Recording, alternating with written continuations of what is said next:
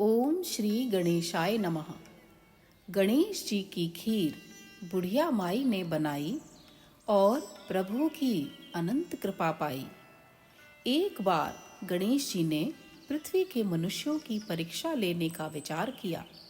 वे अपना रूप बदलकर पृथ्वी पर भ्रमण करने लगे। उन्होंने एक बालक का रूप बना लिया। एक हाथ में एक चम्मच में दूध ले लिया और दूसरे हाथ में एक चुटकी में चावल ले लिए और गली गली घूमने लगे। साथ ही साथ आवाज लगाते चल रहे थे, कोई मेरे लिए खीर बना दे, कोई मेरे लिए खीर बना दे। कोई भी उन पर ध्यान नहीं दे रहा था, बल्कि लोग उन पर हंस रहे थे।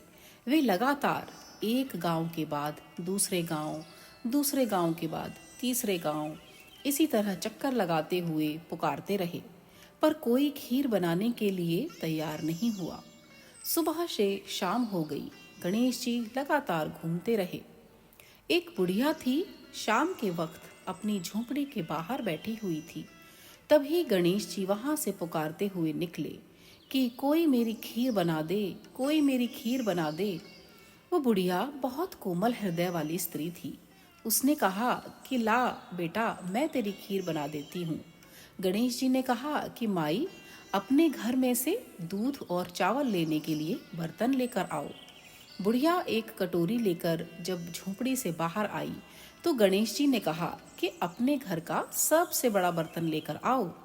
तब बुढ़िया को थोड़ी सी झुंझलाहट हुई, पर उसने सोचा कि चलो बच्चे का मन रख लेती हूँ, और अंदर जाकर वह अपने घर का सबसे बड़ा पतीला लेकर बाहर आई। गणेश जी ने चम्मच में से दूध पतीले में उड़ेलना शुरू किया। तब बुढ़िया के आश्चर्य की सीमा न रही जब उसने देखा कि दूध से पूरा पतीला भर गया है। एक के बाद एक वह बर्तन झोंपड़ी से बाहर लाती गई और उसमें गणेश जी दूध भरते चले गए। इस तरह से घर के सारे बर्तन दूध से लबालब भर गए। गणेश भगवान ने बुढ़िया से कहा कि मैं स्नान करके आता हूँ माई, तब तक तुम खीर बना लो, मैं वापस आकर खाऊंगा। बुढ़िया ने पूछा कि मैं इतनी सारी खीर का क्या करूंगी। इस पर गणपति जी बोले कि सारे गांव को दावत दे दो। बुढ़िया ने बड़े प्यार से मन लगाकर खीर बनाई। खीर की भीनी भीनी मीठी मीठी खुशबू चारों दिशाओं में फैल गई। खीर बनाने के बाद वह हर घर में जाकर खीर खाने का न्योता देने लगी। लोग उस पर हंस रहे थे। बुढ़िया के घर में खाने को दाना नहीं और यह सारे गांव को खीर खाने की दावत दे रही है। लेकिन लोगों में कुछ कौतूहल हुआ और वो खीर की खुशबू से खींचे चले आए। लो, ये क्या, ये तो सारा का सारा गांव बुढ़िया के घर में इकट्ठा हो गया।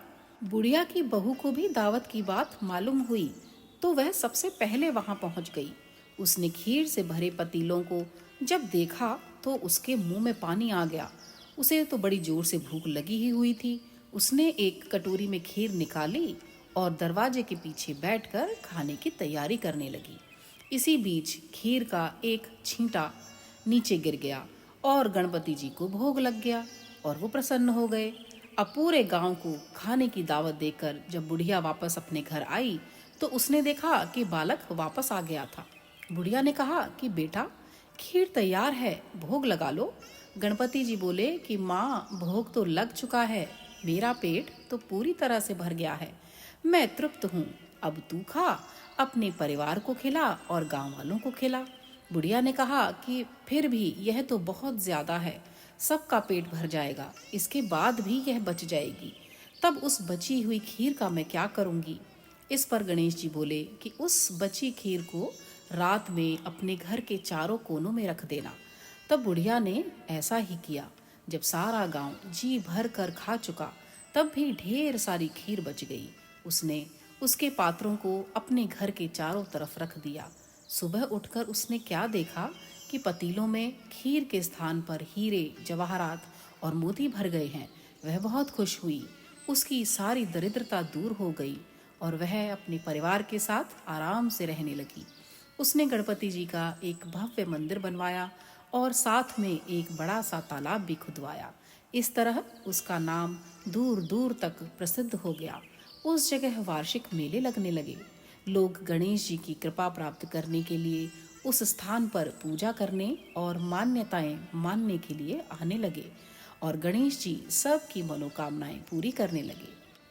हे गणपति देव महाराज, जैसी कृपा आपने बुढ़िया पर की वैसी कृपा हम सब पर करना, हम सब पर करना। बोलो श्री गणेश जी महाराज की जय।